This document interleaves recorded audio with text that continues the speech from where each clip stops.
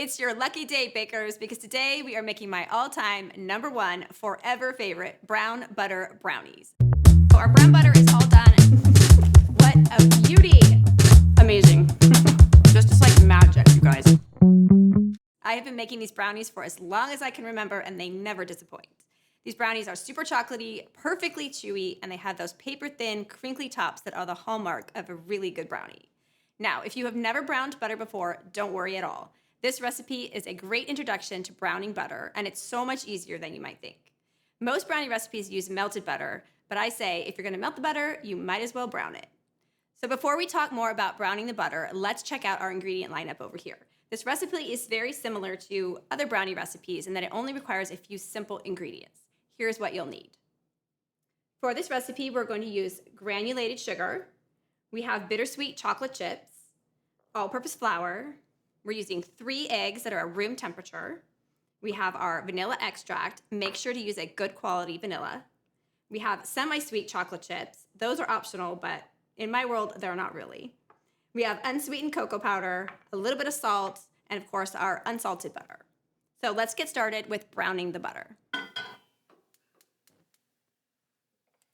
Okay, so to this pot, we're gonna add 2 sticks of unsalted butter. That's 1 cup. I'm just gonna pop it in there and get it melting. So we're just letting that butter melt over medium heat.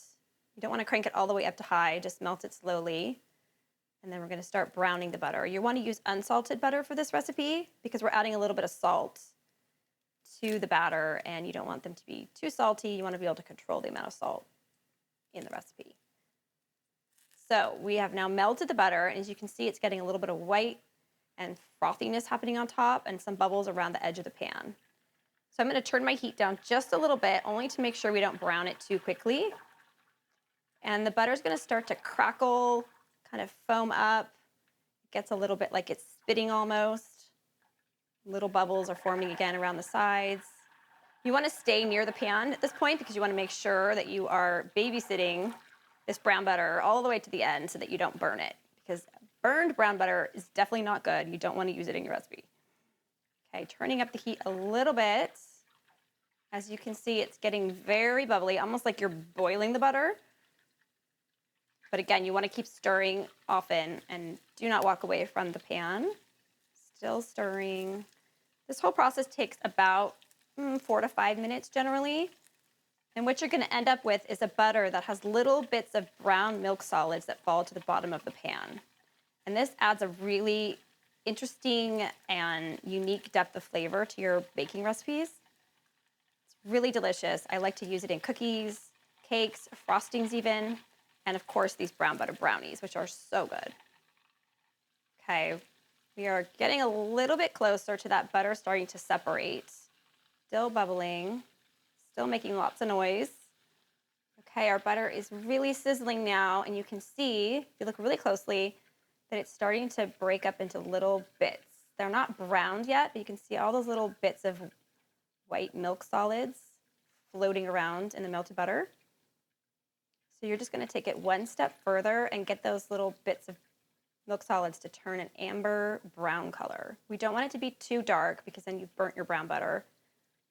And you don't want it to be too light because then you don't get that real brown butter flavor. So it's kind of a fine line. And the more that you do this, the better you'll get at it. One more tip for you while you're making brown butter is to use a light color pan, like this one, or even one that's white on the bottom if you have it. That way you can see the butter browning as it cooks. If you have a dark bottom pan, it'll be really hard to tell when the butter is done. The brown butter is done when the little bits of milk solids drop to the bottom of the pan and they start to turn like a brown, light amber color, and they get really aromatic and kind of like a nutty flavor, which is really delicious in baked goods. So you want to just keep an eye on your pan to make sure that you're not browning it too far, because then you've got burnt brown butter, which is never a good idea. Okay, I think we are about done. If you see, our brown butter got a little bit foamy on top, and that happens sometimes. It's totally normal. Once that foam dissipates, you'll see there's little bits of brown butter in the bottom of the pan. So if you stir it and get through that foam, you'll see there's little bits of brown butter that fall into the bottom of the pan. Oh, and it smells so good. Okay, so our brown butter is all done and we're gonna put it right into our large bowl. And you wanna make sure that you get all of those little bits of brown butter out of the bottom of the pan, because that is the good part. Okay, and then right away, we're gonna add our bittersweet chocolate chips. Every last one of them. And we have our Dutch process unsweetened cocoa powder. I'm gonna add that right in. Come on, let's go. Awesome. And then we're gonna add about a tablespoon of vanilla. Again, make sure you use the good stuff. There's not a lot of ingredients in brownies, so you want all of your ingredients to be the best quality. So we're just gonna go ahead and give that a stir, my fancy whisk. Bring that all together. We wanna melt that chocolate into the brown butter, and then we're gonna get it nice and smooth and shiny and let it sit for about 15 to 20 minutes just to cool off a bit before we add the eggs. And while we wait, we're gonna line our brownie pan so that it's ready to go as soon as the batter is mixed. I am using a 9x9 pan, but you can also use an 8x8 pan if that's all you have on hand. Your brownies will just be a little bit thicker. We're going to line it in both directions with a piece of parchment paper, and this is gonna make it really easy for us to take the brownies out of the pan once they're cool and ready to slice. So I'm just gonna take my parchment paper and I'm going to kind of just eyeball it. It's the easiest, fastest way to do it. I'm gonna cut a little section off the paper. And you can do this 2 at a time to save time, but we're not really in a hurry since we're waiting for our butter and chocolate to cool. Okay, so, ta-da! That fits perfectly inside our pan, just like so. And then we're just gonna do the same thing and line our pan in the opposite direction. And then I'll show you a little trick to get that to stick down to the bottom of the pan. You can also buy parchment paper liners online that already come pre-cut sizes. But I use this size for cookies most often, so I'm just cutting it down to fit brownies. Okay, so there you can see we have it lined in both directions, but it doesn't really fit in there nice and snug. So I'm gonna take that liner out and I'm gonna give it a quick spray just on the bottom, tiny bit on the sides with your nonstick baking spray. And that way, when you put your parchment paper back in, it will stick nicely to the bottom of the pan and it won't slide around when you add your batter. Okay, our pan is ready to go. So now it's time to mix our sugar and eggs. So I'm gonna add our sugar, which is 1.5 cups of sugar, granulated, to a bowl, and 3 eggs, which are room temperature. So we'll add those right in, and I'm gonna use my hand mixer to mix those for about 3 minutes, starting on low speed just to get the sugar and eggs incorporated, and then we're gonna bump it up to medium speed and get it nice and light in color, and it's gonna become very creamy. This is how you get those beautiful paper thin, crinkly, crackly brownie tops that we all know and love. You've got to mix the sugar and the eggs together for about 3 to 5 minutes. Okay, it's coming together nicely. It's already getting lighter in color, which is a good sign. Don't skip this step if you want those crinkly brownie tops. This is the way, this is the ticket. This is how you get those crinkly brownie tops. Okay, I'm gonna bump the speed up a little higher. And look at that, it's getting paler and paler by the second. Lots of bubbles going on. These are gonna be so good. Just you wait, they're gonna be so good.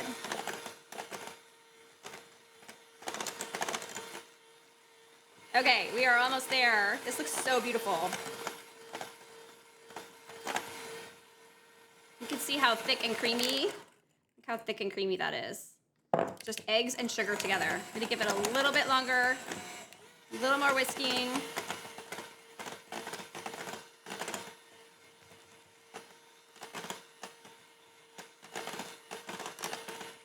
Okay, that looks great. Okay, so it's nice and pale in color, as you can see. It's nice and thick. This is perfect. We're gonna add our chocolate to this bowl and mix that together. So I was wrong. I was gonna put the chocolate into that bowl, but this bowl is massive. I'm not sure why I put the melted chocolate and butter in here, but I did. So we're gonna put the egg mixture into this bowl and just make it easier. You can do it either way. I think it's gonna turn out exactly the same. we are going to take our egg and sugar mixture and drop it right into our chocolate and brown butter bowl. Oh my gosh, you guys, this is getting good now. Okay, get all that stuff in there. Don't leave one bit of sugar and egg behind. So good. Okay, here we go. We're gonna mix this together, and this is going to become a thing of beauty. Look at that, so delish. There's so much good chocolate in this batter. Oh my goodness. So we're just giving this a quick mix, like on medium-ish speed for like 30 seconds, just to make sure all of that chocolate gets incorporated with the eggs and the sugar. That looks great. You're gonna stop right there. And then I'm gonna go ahead and ditch the mixer. I'm gonna pick up my spatula again, and we are going to add in our all-purpose flour. I'm just gonna sprinkle it over the top, kind of distribute it evenly. Don't forget your salt. And then we're just gonna stir that all together. Holy cow, this is amazing. Now, this is the important part with brownies. You always wanna make sure that you do not overmix the batter, because you will really get that flour going. You'll overwork the glutens, and then you'll have a really dense, tough brownie. And we want chewy, fudgy, chocolatey deliciousness. So there's a few streaks of flour still in here, and that is the perfect stopping point. So before we go into the pan, I'm going to add more chocolate chips. These are just semi-sweet chocolate chips, and these also help get that really delicious crinkly top. So I've added some in. This was about, I don't know, a half a cup. I kind of think we need more. So I'm gonna add just another sprinkle. More chocolate is always better. That's what I always say. Okay, so we've got all those chocolate chips in there. Just give it a good stir once or twice around, and you're ready to go. So we're gonna pop this into our pan, and we're gonna bake it at 350 degrees for about 25 minutes. Okay, here we go. This is our brownie pan. Again, it's 9 by 9, and we are just gonna scoop that batter right into the pan. Make sure you're getting all those little bits of flour that are still at the bottom.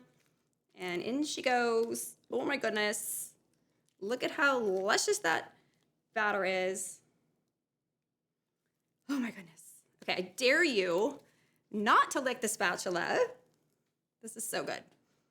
Okay, so we're just gonna pop that in, and then just gonna give it a quick spread into the corners of the pan.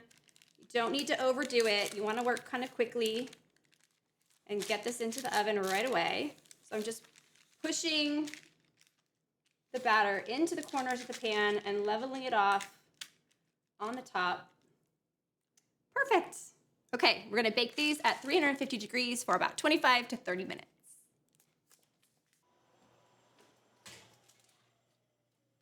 Bye. Our brownies are ready, and oh my goodness, look at these. They are a thing of beauty.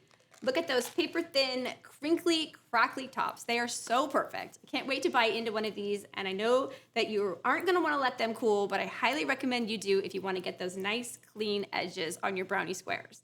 If you really don't care at all, by all means, eat them straight from the pan, hot from the oven. Just don't forget a glass of milk. Okay, if you do decide to let your brownies cool, I highly recommend setting them down on your countertop and finding yourself a very sharp knife.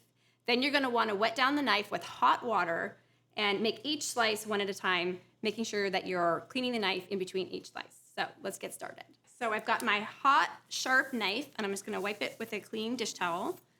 And then I'm gonna go straight over to my brownies and make a nice, clean cut, pressing straight down and then straight up. And you'll see you get a nice, clean, sharp edge on your brownies. I'm gonna come and do the same exact thing.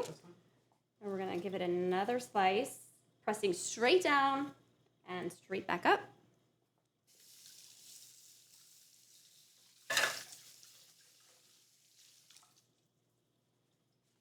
This hot knife trick is so perfect for getting those picture-perfect brownie squares.